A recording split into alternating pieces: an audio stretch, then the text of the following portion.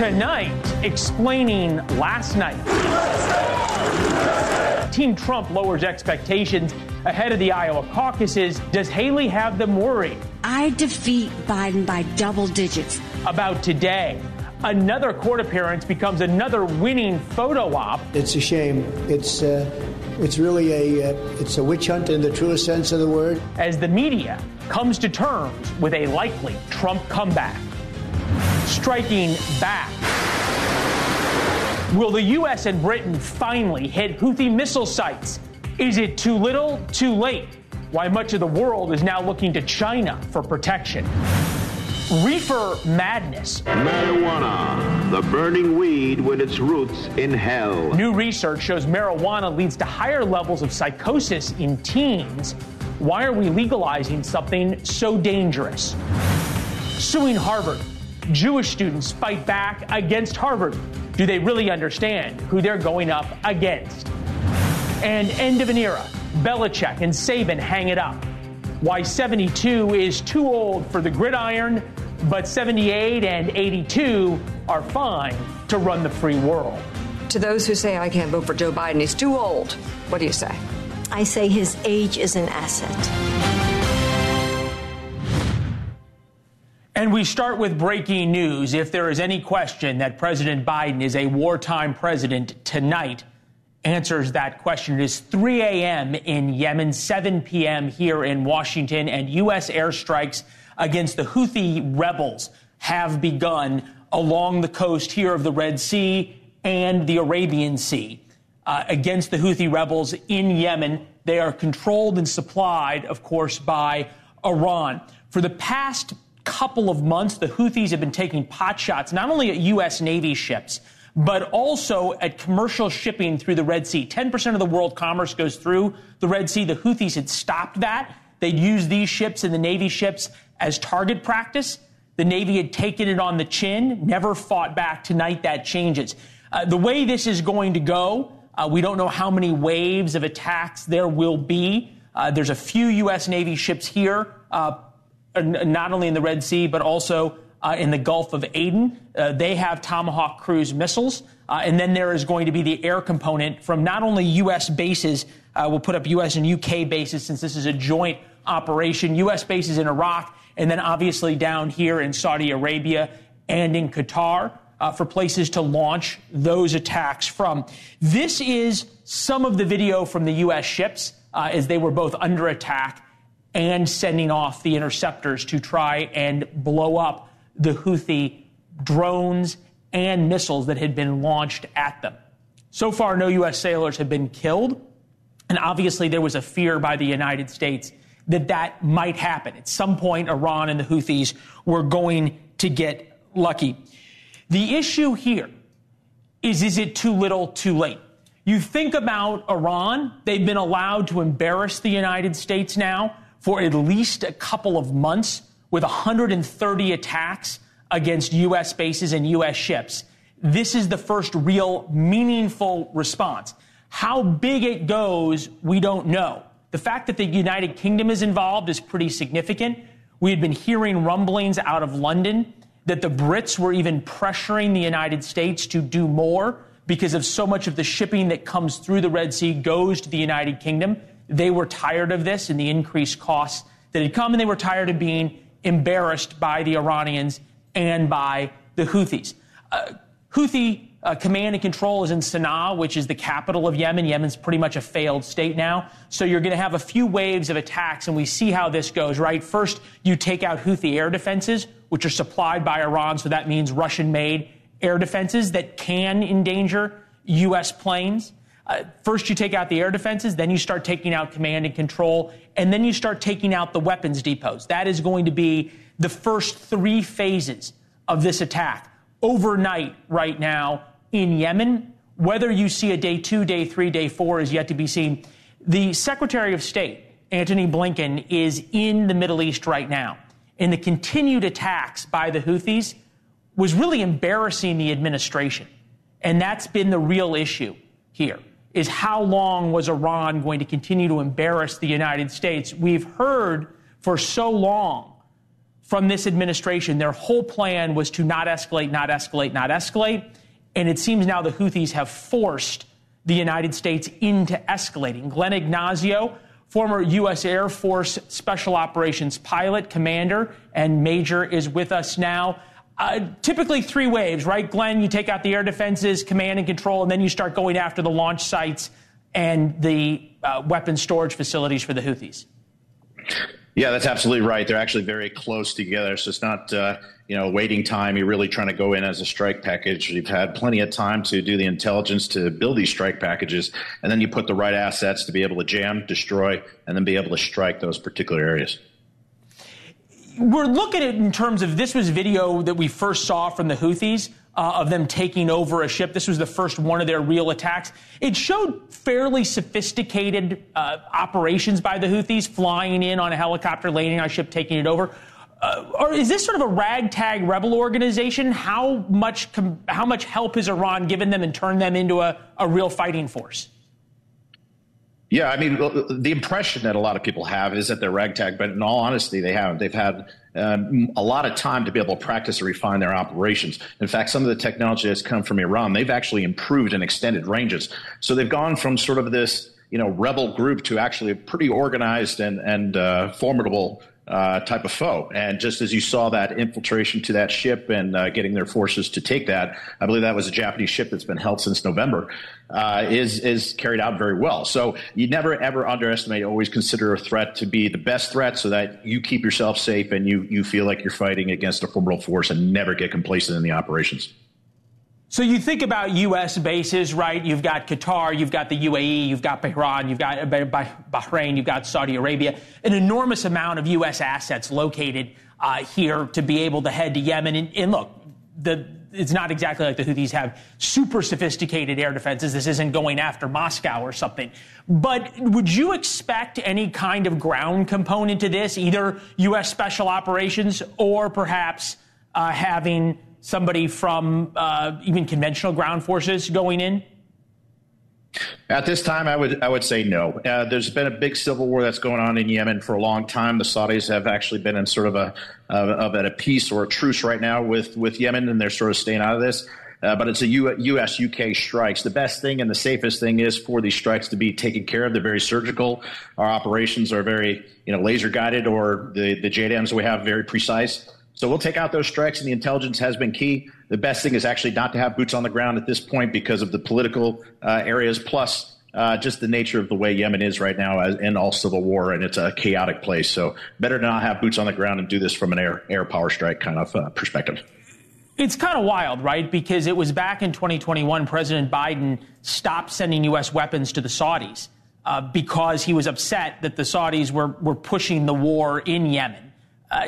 You think the Biden administration has been surprised? Have you been surprised by not only the abilities, but to borrow a term in the Middle East, the chutzpah of the Houthis? I'm not surprised. And the other thing this has been going on in the prior months, has been escalating significantly.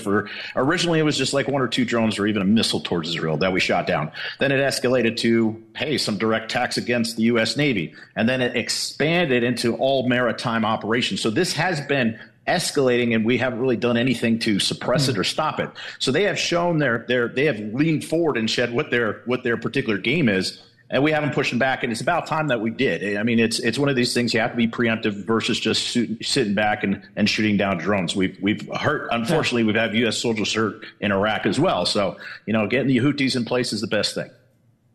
All right. Glenn, stand by for us. We always appreciate your expertise. Want to bring in Ambassador John Bolton, former ambassador to the United Nations, obviously national security advisor as well to former President Trump. Mr. Ambassador, I think you'd probably start with what took so long. The question is this enough to bloody Iran's nose and teach them a lesson?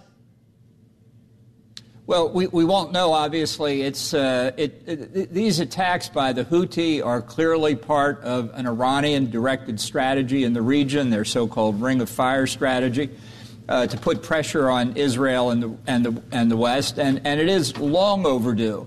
I mean, up until this strike, the Houthi were not deterred by the United States of America. Just think about that. So I do think this is at least a good first step. My feeling is when you look at the entire region, until Iran itself feels some pain, instead of its outlying terrorist proxies, this is likely to go on. So much has been made about the cost to commercial shipping, right? And we're going to put the map back up. Sometimes these things get a little bit of a life of their own. We'll go back, if we can, to the cargo ship attack map. And so much has been made about the attacks on civilian vessels.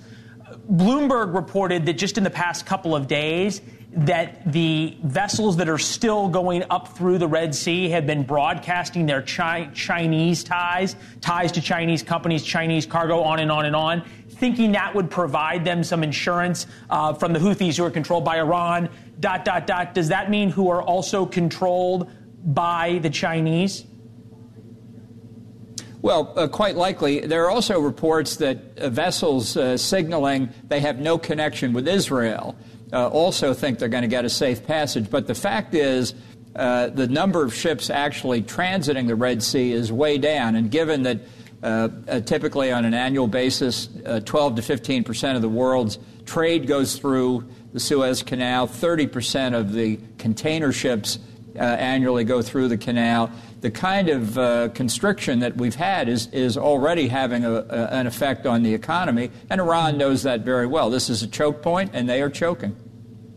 What do you make of the fact that the UK, number one, is involved in the reports that the UK was sort of pushing the United States on this, that the Biden administration has allowed the Houthis to use U.S. Navy ships as target practice now for at least a month? And I don't want to say we're embarrassed and sort of humiliated into finally hitting back, but when you've got Iran doing this as Antony Blinken's flying through the Middle East, it's just not a good look. Well, the administration's posture has been to beg the Houthis not to attack naval vessels, and in response to that, the attacks have continued, and Iran itself has put naval units into the Red Sea. Those are also targets that we might consider. Just as we've been begging the Shia militia in Iraq not to attack American military and civilian personnel, and they've ignored that too. So, I think it's pretty clear here, and if the Brits did push the administration, if they were doing that behind the scenes, all I can say is rule Britannia. Mr. Ambassador, what has to happen? And we'll flip this around, right? We don't know the extent of these strikes. At 3 a.m. in Yemen, so you think they probably started a couple of hours ago. You get bomb damage assessment as the sun comes up, at least initial reports, and we'll see some gun sight video in that the Pentagon releases. What has to happen, to your mind, that Iran would be taught a lesson and back down, or will they probe once again? Is this the bayonet meeting steel, or is there still more mush, to borrow the old Soviet phrase? Yeah, well, we don't know because we don't know the full extent of the strikes, and they are late, and there's a political motivation behind them in part. There have been reports of some attacks in Sana'a, the capital of Yemen. I'd like to know whether those prove out. But I think this is, ever since October the 7th, Iran has been controlling the narrative here, and I think they have been seeing how far they can go. And we have been nearly totally passive up until now on this front. We've sunk a couple of small Houthi boats. And it just reflects the administration's unwillingness to deal with the Iranian threat. If you want to reestablish deterrence across the board with Hezbollah, with Hamas, with the Shia militia, with the Houthi, and by the way, with Iran itself, which today seized a tanker in international waters in the Indian Ocean. It was under supervision by the U.S. Department of Justice. That's an attack, in effect, on a surrogate American ship. Until Iran itself feels cost for this behavior, they will continue it. Based at least on what we've seen, if you can, just in a couple of sentences, what we've seen so far, know of so far in terms of attacks by the United States and the Brits against the Houthis so far, this is not that, right? This is not something that you would say Iran is feeling pain from. No, and let's be clear about just how cynical Iran is. The Houthi are Arabs, as is Hamas, and they're Sunni while we're at it. They are expendable, I think, in the view of the Ayatollahs in Tehran. It's too bad that we're bombing the Houthi. I'm sure they're saying that in Tehran tonight. But fundamentally, this is not pain that Iran is feeling. The Houthis wouldn't have any ability to constrict the commercial traffic in the Red Sea were it not for Iran. This is an investment Tehran made years ago. It is paying off big time for them.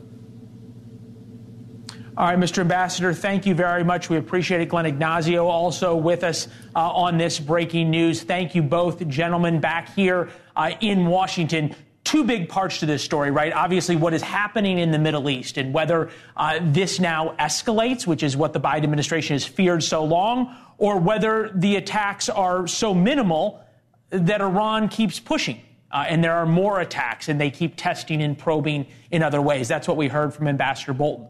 All of this is going to focus attention on President Biden here in Washington, and it is going to focus attacks on President Biden by all of those in Iowa. We are 4 days away from the Iowa caucuses, and unlike almost any time with the exception of 2004, foreign policy is now front and center in the Republican primary fight. To Iowa when we come back.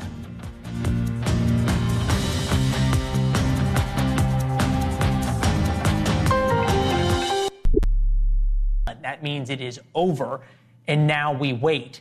The U.S. has been allowing, of course, the Houthis to take it, to use the U.S. Navy ships in the Red Sea as target practice. We've been reporting on that now for a month.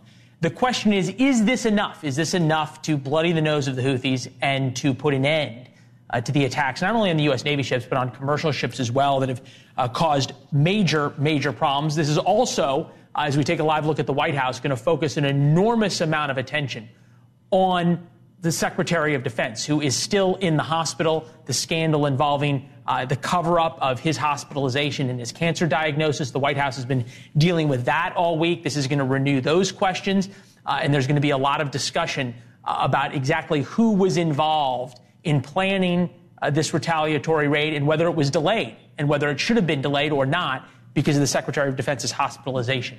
Those are the questions tonight, and we don't really have answers. We're going to wait for the Pentagon to see if they're going to give us a briefing this evening, which will be early in the morning once the bomb damage assessment comes in from Yemen. This will come up on the trail, on the presidential trail in Iowa. President Biden's been hit over and over by Republicans on his foreign policy. But even the attacks in Yemen notwithstanding, the presidential race looks vastly different than when we talked 24 hours ago. Donald Trump had a strong showing last night at the Fox town hall. Like him, don't like him, he sounded like a president. He was there for an hour. He answered questions. He was funny. He seemed in control. And he stood in stark relief to the current occupant of the White House, who, frankly, isn't available very much. We're going to make this country so successful again. I'm not going to have time for retribution. And remember this, our ultimate retribution is success. And then he left Iowa for New York in his civil fraud trial. It's one of the many court cases he's going to have to navigate until the general election. But Trump ended any questions last night about who the front runner is, both for the Republican nomination and in many ways for the general election. Last night, his campaign, though, right after all of these events, lowered expectations. Politico quoted a top Trump advisor saying a win is a win, but anything over 12 points in Iowa is, I think, quote, a great night. According to the average of polls from our partners at Decision Desk HQ, their guy, Donald Trump, is up more than 30 points in Iowa, yet his campaign is lowering expectations. And that's because anything can happen in Iowa, especially when it is 32 degrees below zero on caucus night, on Monday night. Most importantly for Trump, last night's undercard debate between Nikki Haley and Ron DeSantis turned into a bickering match, everything that people say they hate about politics. And Nikki Haley, she missed an enormous opportunity. She has momentum in New Hampshire. Chris Christie dropped out. Last night was her moment. And instead, she pushed her website about Ron DeSantis by some counts 16 times. Here are those moments. You can go to DeSantisLies.com. Go to DeSantisLies.com. DeSantisLies.com. Go to DeSantisLies.com. Again, DeSantisLies.com. DeSantisLies.com. Telling lies, DeSantisLies.com. DeSantisLies.com. Go to DeSantisLies.com. Go to DeSantisLies.com. It's documented in DeSantisLies.com. And you can go to DeSantisLies.com. Here's the thing. Nobody cares. And why is she punching down? She's ahead of him in the polls in Iowa and ahead of the polls in New Hampshire. It doesn't make sense. And Trump gets this. Trump gets the most important part. Voters don't care about your website. They care about themselves. They don't care about you attacking the guy in third place. They care about themselves. Voters care about the economy, the border, national security. No wonder Trump isn't worried. President Trump, are you worried about Nikki Haley gaining on you in New Hampshire? A little bit. She doesn't have a chance. I'm not very good at this. Even Christie said today, he said she doesn't have what it takes.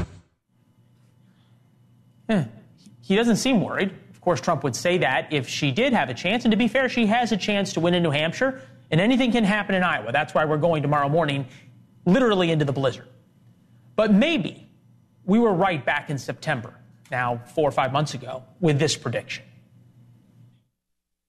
It's becoming more apparent, probably is apparent at this point, that the real drama in the 2024 presidential election is going to be among Democrats. That was September. I had a good tan back then. Amazing. We bring in our panel, Lauren Wright, Associate Research Scholar and Lecturer in Politics and Public Affairs, Princeton University, political consultant Shermichael Singleton. I think, Lauren, you might have been on that night. I might have been. I'm there a lot of nights. There you go. And we're glad to have you. Do either of you want to dispute my premise that the real drama? Okay. Well, I disagree with your debate take on Nikki Haley. It's very obvious she did what she did. She wants to seem tough. She wants to seem sharp, but she can't alienate Trump voters. So how do you do that? You beat up on Ron DeSantis and you avoid making those people angry. But you know what? There's an interesting level of sobriety about all of this, and that is that yesterday, today, and tomorrow, Donald Trump is still the likely frontrunner. I agree with you. Still likely the Republican nominee. Nikki Haley is likely to win in New Hampshire. But what comes after New Hampshire? Her home state of South Carolina, where Donald Trump is ahead of her by 20 percentage points. So this is what I predict, Leland. I predict after Iowa, DeSantis is going to have to make a tough decision. He's likely to drop out. I believe Nikki Haley will probably try to stand until South Carolina. But after South Carolina, when you look at the other states to come, Arizona, et cetera, those are voters that are crystallized around Donald Trump. So she's likely to drop out by South Carolina. So I think this is Trump's all the way to the bank. There is seeming to be kind of a reckoning inside the media ahead of this. You think about the New York Times, the case for Trump by someone who wants him to lose. This is Bret Stephens writing, laid out a lot of really interesting points. You can't defeat an opponent if you refuse to understand what makes him formidable. Too many people, especially progressives, fail to think deeply about the enduring sources of his appeal and to do so without calling him names or disparaging his supporters. People don't like being called names. I'm thinking about Iowa, because that's what's next, right? Lauren, do you see any reason? And there's a two parts to this. One, for Trump to be worried, but if he's not worried, why is his campaign lowering expectations? Well, because of the spread. Maybe they won't win by 12 points. Maybe it'll be single digits, but it's still decisive. So I understand that. But, you know, this is the situation we're in. It is absolutely absurd. There's a town hall with a former president where a real question is, will you be a dictator? And no one knows the answer to it. And a real question is, will you use the DOJ against your political opponents? And no one knows the answer to it. We're all on the edge of our seats. And Joe Biden is losing to that person in some states by quite a few points. And so, yes, I take your point. Joe Biden is in huge trouble. And it is just even more underlined by the fact that Trump is an alienating and divisive candidate. That is the worst choice for Republicans to bring into a national election. I'm not necessarily convinced that it's the worst choice against Joe Biden. Joe Biden has one issue. He did. But Joe Biden has one issue that he can never change. That is his age. There's nothing aspirational or inspirational about Joe Biden for the average Democratic voter, for the average swing voter. And when you look at the state of the economy, you look at immigration, where you have Democratic strong suits like New York. Chicago, Illinois, black cities that are saying, wait a minute here. What about what we're going through, Joe Biden, that we voted for you 95% and we've seen nothing over 4 years? That's not a winning message, Leland. People don't care about the trials that President Trump is going through. That's baked in at this point. No. I think that is baked in. And that sort of is what is happening now and how the White House is running on this, right? Jill Biden, I think now may have done more interviews than her husband has, certainly this year. I don't remember the last. Continue to do So this was her on Morning Joe. Take a listen.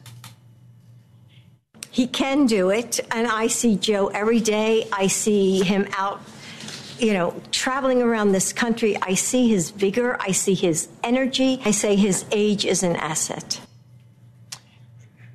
That's the Ronald Reagan trick. My age means experience. Vote for me. I have experience. The problem is going to be if he does face off with Trump in a general election debate. I'm not even sure he'll have one. Ironically, because Trump has normalized not going to debates, he will have problems on his feet, and people will. But he will have to campaign.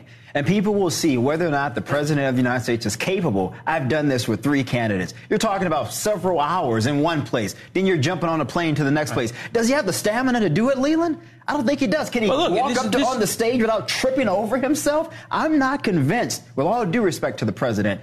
And I like the First Lady. She's an educator. But she didn't even seem to believe the message that she was peddling. If she didn't believe it, I guarantee you the average American person who saw that clip would say, yeah, I don't think. I'll end it with this. I understand the skepticism about Donald Trump. And look, you make a great point. It's grading on a curve when will you be a dictator is a question.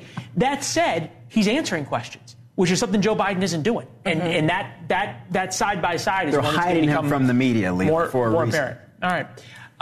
NewsNation special coverage of the Iowa caucuses starts tomorrow, live from a snowy Des Moines, if we make it. And that is a big if at this point. 7 p.m. Eastern, special edition of On Bounds.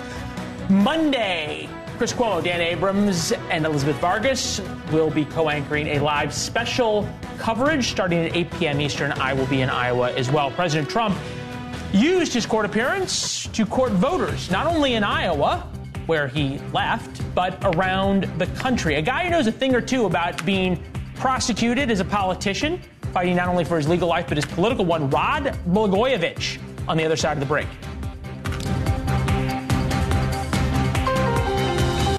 Multiple carriers. If you are new to Medicare, recently moved, or losing coverage, make the free call to the number on your screen. Give your zip code to the licensed insurance agent that answers, and they'll walk you through the entire process step by step. It's that easy. I just became eligible for Medicare, so I called to find a plan that fits my budget. For free no-obligation consultation, call 800-591-2197.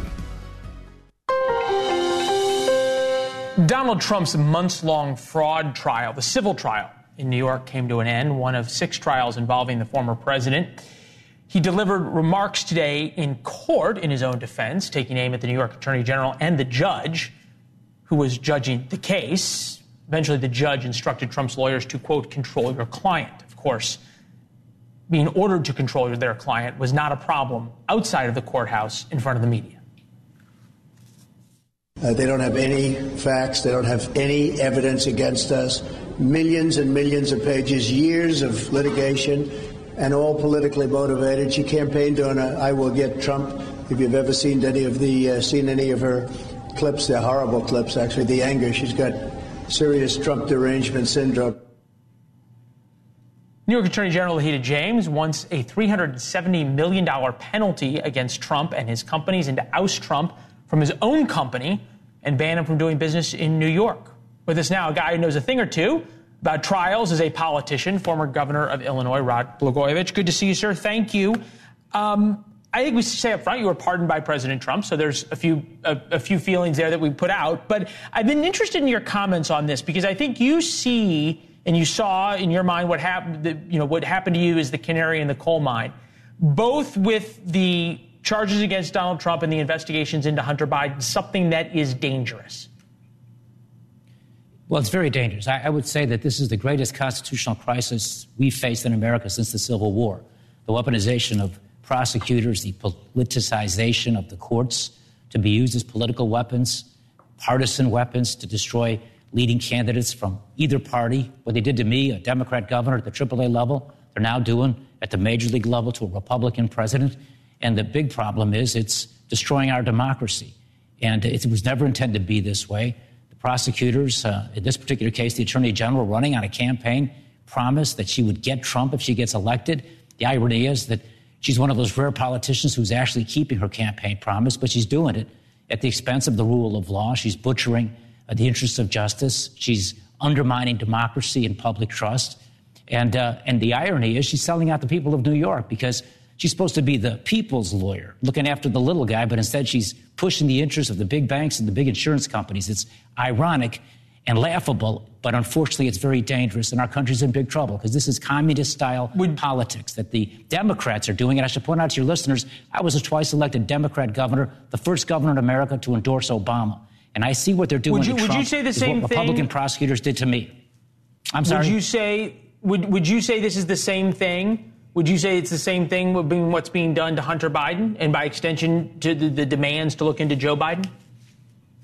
I think the demands to look into Joe Biden and chase after his son is similar, but not nearly as egregious as what they're doing to Trump.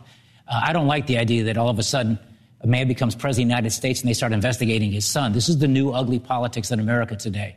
But what they're doing to Trump now is never been done before, and the magnitude of it and the unfairness of it. And none of the cases against him are remotely criminal. And the irony is the people that are doing it to him are the ones who arguably are violating rules, violating laws, and certainly violating the intention of what our founders expected for our country, and that is that we, the people, choose our leaders. You don't like Trump, vote against him. You don't like me, vote against me. But don't hijack me from office. Can't two things, be true at once? I know. I'm thinking if two things can't be true at once, right? We put up the calendar of the court cases against Donald Trump, and then also the primary calendar, right? The federal classified documents trial, for example, in other cases, in what he did allegedly in Georgia, in some of the phone calls when he was calling and saying you need to find votes. Doesn't there have to, can it both be that these are politically motivated and the people should choose, but also there has to be some way to hold elected officials who do the wrong thing accountable? Well, yes, of course, and there are corrupt politicians. And I don't want to prejudge Senator Menendez, but when you find cash in a senator's house, hundreds of thousands of dollars of cash in gold bars, I think that's probable cause to think that there's some corruption going on. That sort of stuff ought to be prosecuted, certainly investigated. But this sort of thing that you talk about, the Georgia case, if that's a crime, then those of us who were Democrats back in 2000 who believed Bush didn't win and that Gore won, they should prosecute us and maybe throw me back in jail. I hope they don't get any crazy ideas to do that. But we were doing that because we felt that was a wrong outcome and that Gore was getting cheated. And it's happened before in history. In the 1800 election with Jefferson and Adams, the loser challenged the result. It happened in 1876 with the then governor of New York. I know the history. I think your point, though, was well made. That the standard for doing this, I think the founders would have agreed, had to be much higher than what it has been for Donald Trump. And you're fair about it in terms of talking about how Joe Biden. I got to run. I apologize. As I said, I was one of your constituents for a while when I was a student at Northwestern and followed your career. I'm glad we've been able to talk. We had breaking news earlier, but we'll have you back on the show, all right? Thanks for having me. I didn't raise your taxes, and I didn't do it. All right. Live shots of the White House right now, where undoubtedly at least some of the president's staff, we don't know if the president himself, is gathered in the White House Situation Room. The president put out a statement saying that the United States has conducted strikes against the Houthi rebels. That seems to believe that they think that things are over, and we do not know of any either U.S. casualties or downed aircraft, which is something you always think about on a night like this. Sun up in the Middle East for bomb damage assessment in the next hour or so. We'll see you in a minute. 40. Breaking news as we're coming up on 4 a.m. in Yemen, just before 8 p.m. here in Washington at the White House, where the president has said that the United States, together with the UK, Australia, Bahrain, Canada, and the Netherlands, successfully conducted strikes against a number of targets linked to the Iranian-backed Houthis. Conducted strikes leads you to believe this is over, at least round one in the view of the U.S. military is over. These targeted strikes, he wrote in a statement, so no presidential address tonight. These targeted strikes are a clear message that the United States and our partners will not tolerate attacks on our personnel and will not hesitate to direct further measures to protect our people. That said, he has hesitated for an awfully long time, 130 attacks by Iranian-backed groups on U.S. troops across the Middle East. And in addition to that, the attacks on Navy ships and commercial ships by the Houthi rebels, those numbered into the dozens. Tomahawk missiles and fighter jets, as we told you, typically Tomahawk missiles will go in early and take out the air defense systems. This is sort of how these things work. Then you've got logistical hubs, air defense systems, weapons storage and launching facilities, along with some command and control. So typically you've got Tomahawks to go in, they take out our defenses, then command and control centers get taken out as we look at some of the weapons that the Houthis are using. And then the weapons storage facilities and launching locations, those are the things that they were using, the drones, to attack U.S. ships and others. Now we wait for the Houthis' response, as directed by their bosses in Tehran. Interestingly enough, as far as I can see, briefly looking at this statement by President Biden, I do not see him mention the word Iran once. That is, despite the Iranians taking control of an oil tanker in the Persian Gulf earlier today. The Iranians know that the Houthis are being attacked and clearly ordered them to keep the strikes going against the United States. And now the United States isn't saying anything against or about Iran. A lot more on this tomorrow in War Notes. It gives you a free look at the show every day at 4 p.m. Go to warnotes.com and subscribe for free. The notes started at our internal email discussion about the most important events of the day. And what you get is our early thoughts about the most important stories of the day, and you can be part of the conversation. You can respond to the email with your thoughts. Join us on social media at Leland Vittert on Instagram or Twitter. That's warnotes.com, and subscribe for free. Next, he scared Ohio Democrats to the polls with ads showing creepy congressmen peering into your bedroom. We're going to show you the spot he has in New York. This message is from the U.S. Department of Veterans Affairs. Veterans, do you wear glasses or use hearing aids? VA Healthcare may cover both of those for you at no or low cost. You may even be eligible for free dental care at one of VA's more than 200 dental clinics. Sign up at va.gov, call 1-800-MyVA411, or visit your nearest VA medical center.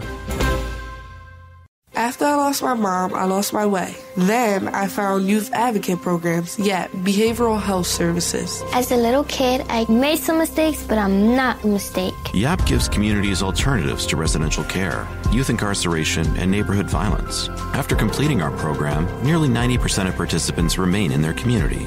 YAP works. I'm working towards a bright future. Youth advocate programs. Others talk social change. We make it happen. Learn more at yapinc.org. You can always come up with an excuse for not visiting longtermcare.gov. Oh, I forgot. Game night. After all, who wants to admit that one day they will be, old? Hey, do you see any crow's feet on this face? I don't. But since 70% of older Americans need some kind of long-term care, why not do some free planning now so you can stay in charge? Visit longtermcare.gov and find your own path forward. Farming is dangerous. There's dangers all around us. We go through safety training and try and do these things to make sure accidents don't happen. You don't want to hit a gas pipe because that's your life. The other part of it is if you hit certain things, you're liable for it. Farm Safe 811 starts with you. Always call 811 and wait for any underground lines to be marked. Always keep safety in the back of your mind. Just stay humble. For more information, go to farmsafe811.org. Many medicines used to treat colds and flu contain acetaminophen, a pain reliever and fever reducer found in hundreds of over-the-counter and prescription medicines. But taking too much acetaminophen can damage your liver. To learn more, visit fda.gov/OTC pain info. A message from the U.S. Department of Health and Human Services Food and Drug Administration. Are you prepared for an emergency or disaster? Because it's not a matter of if, but when. Don't find yourself saying, when the storm rolls in, my time to find a pet-friendly evacuation center will have run out. The scorching heat wave will leave me powerless to cool my insulin. I'll face a hurricane without meds. Now that's a tough pill to swallow.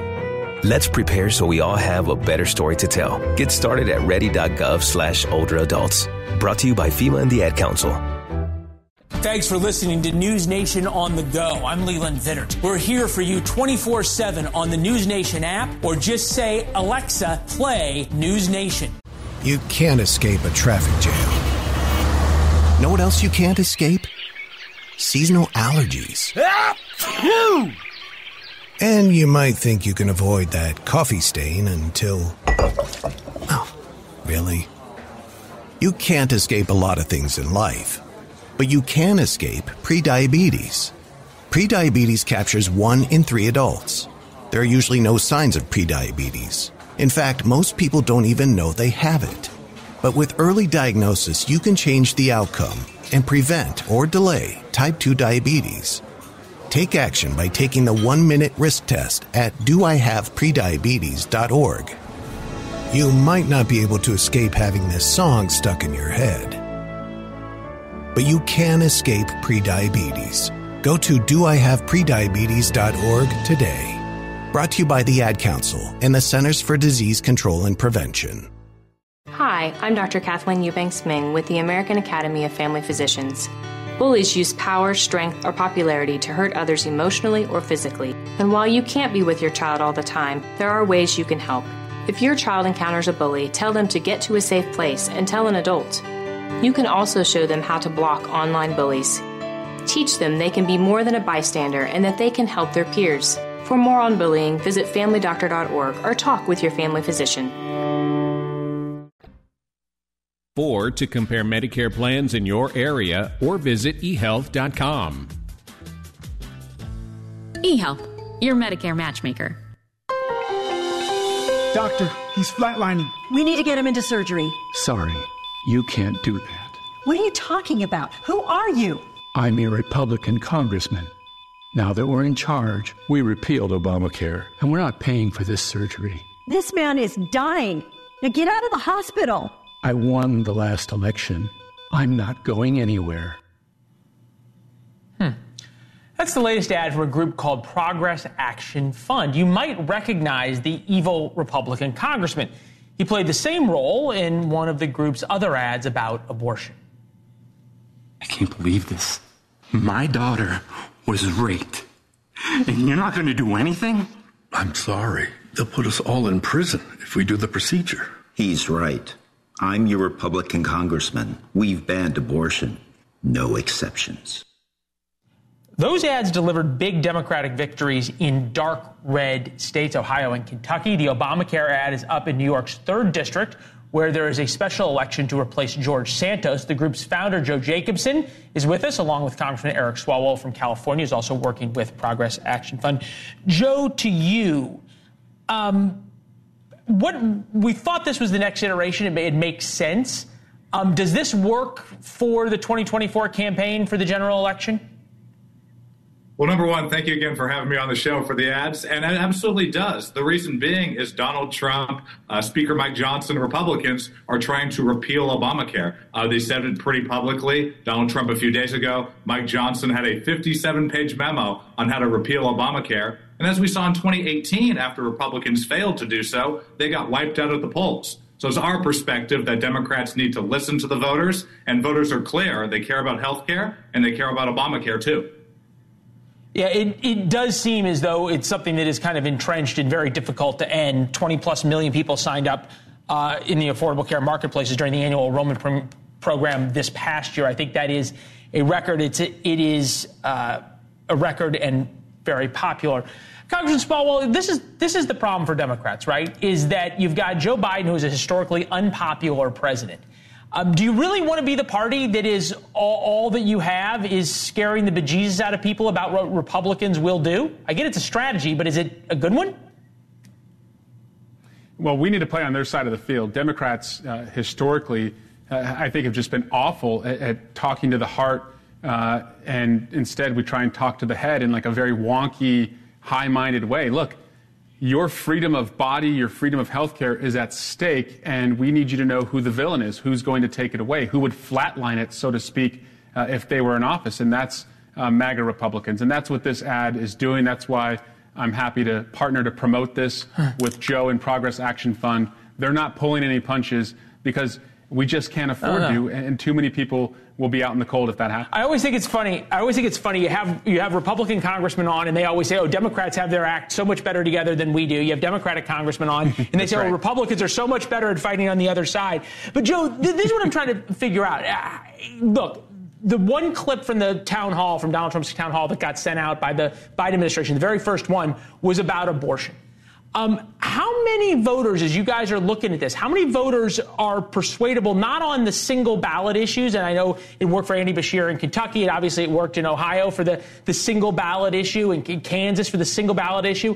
How well does this work on a national scale when you're talking about a presidential election where abortion isn't necessarily going to be the biggest issue? I think this definitely can be the biggest issue. And like the congressman mentioned, we need to be going on offense and holding folks accountable. Republicans, we need to make sure that everyone knows their true policy positions. Pennsylvania is a state where we had a candidate matchup in 2023. The issue was abortion, and we won that race. This issue divides the Republican Party. A majority of Republican Party voters, supported overturning Roe v. Wade, but the general election, our general electorate, by 2/3 opposes overturning Roe v. Wade. This is a strategy that works. Look at 2022. Look at 2023. We're going to keep it. Oh, look, and you make a point. It has worked, both for you all and then in a broader sense as well. I apologize with the breaking news. We've got to go. Gentlemen, thank you very much. Joe, you're always welcome back. Congressman as well, especially as more ads come out. We'll see you before election time. It appears as though the U.S. strikes against the Houthis in Yemen are over, at least for tonight. The question is this enough of a bloody nose to teach the Iranians a lesson? President Biden has been embarrassed into these strikes, and now we have to see if it is enough.